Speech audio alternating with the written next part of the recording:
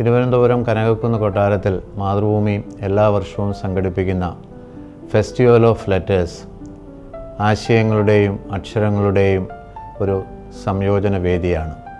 കഴിഞ്ഞ വർഷം ഹിസാബ് small finance ബാങ്കിനും അതിൽ പങ്കാളിയാവാനായിട്ട് സാധിച്ചു.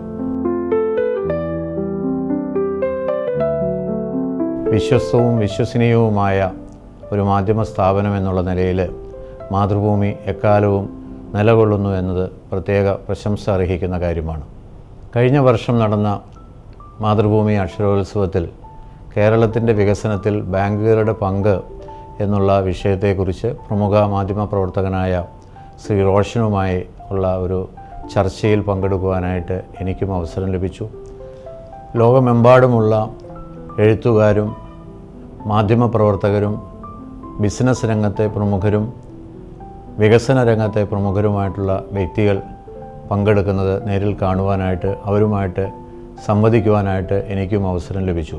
കേരളത്തിൻ്റെ ഒരു പരിച്ഛേദം തന്നെ കനകക്കുന്ന് കൊട്ടാരത്തിൽ അക്ഷരോത്സവത്തിൽ ഉണ്ടായിരുന്നു എന്നുള്ളതാണ് ഇതിനെ വ്യത്യസ്തമാക്കുന്നതായിട്ടുള്ള മറ്റൊരു ഘടകം.